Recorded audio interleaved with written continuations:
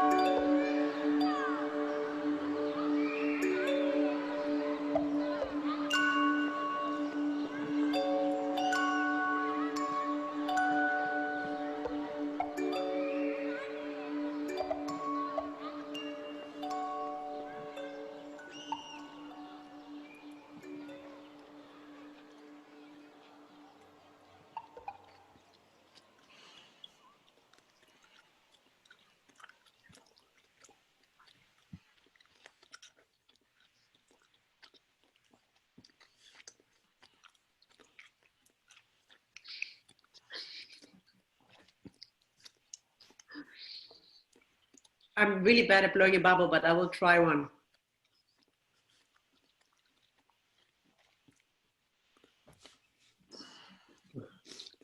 That was great.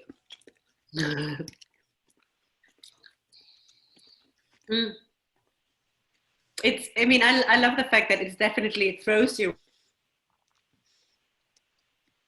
around and then like popping through and hearing the kids play as well. But I mean, it's so sour. I'd love, like, you know, your face is crunching up.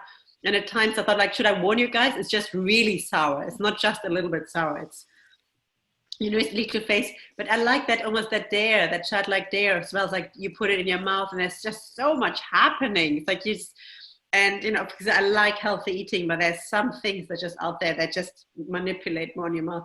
But I like that moment. It has those two acts, the big hard shell, and then the moment you break through, and it's almost a cathartic relief as well. That, here I am. Mm-hmm.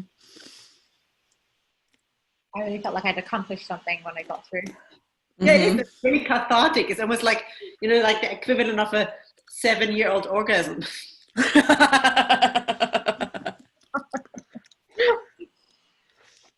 I have the best t-shirts from this conversation.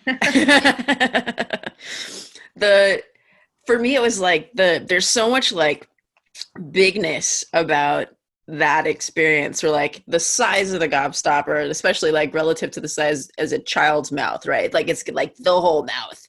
And then like just trying to move it around, like as the flavors start to like reveal, and your face is like all the scrunch, and like chewing, it's like in the sense, it's just like everything is so intense that it felt like being a kid that age, like experiencing something for the first time that is at like a level 11. And like as adults, as adults, like how often do we get to experience anything that like even approximates an 11, if that's like a first, or even something we've revisited?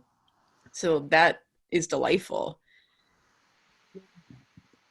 It feels you must always do that, because initially the size of them is not that big, but right. I think music almost amplifies or highlights. It amplifies. Everything is amplified because the flavor, I mean, it is sour, and I had them without the sound, but weirdly with the sound, it's more sour, it's bigger, it's the whole thing. It's that almost sound amplification as well. That sound really kind of brings you back, because suddenly you do have that. I mean, obviously everyone has different memories from childhood, so we tread really carefully there to have that, like children playing outside, because for some people they had a traumatic experience and they're not allowed to chewing gum, they were told off. But it is really interesting, the idea, because when we launched it, we had this big concert hall as well in London, and you're not allowed to blow bubbles, and there were like all these people dressed up blowing bubbles in a big auditorium. So it goes against nature, because you feel so childlike. But anything grown up, you're not supposed to, like chew gum at each other, and that loud mastication sound and the blowing the bubble. I love that. It feels really incredibly naughty. It's really gobstopper. I think this is the transportive nature of all of these ingredients. Like, like a faux pas to have a gobstopper. Like, really? As an adult, I can do whatever I want when I want. But then all of a sudden I'm like, oh, this is good, But I think it's really powerful as well, using the senses in order to unlock, like a former self, and, to use it as time travel towards something that where we are not that cynical, and we are bypassing so much of our rational thought that, within the creative process, these are always things that stop us, and we're editing so many fun ideas out, and actually just being really raw and there, and just that 11, and actually trying to seek that, as Anita says, the 11 out, because often it's like, it's okay, and we learn to compromise, but every morsel and mouthful should be like that 11 in an experience, when it comes to sound, or when it comes to food, or when it comes to human interaction. We should always seek for that 11.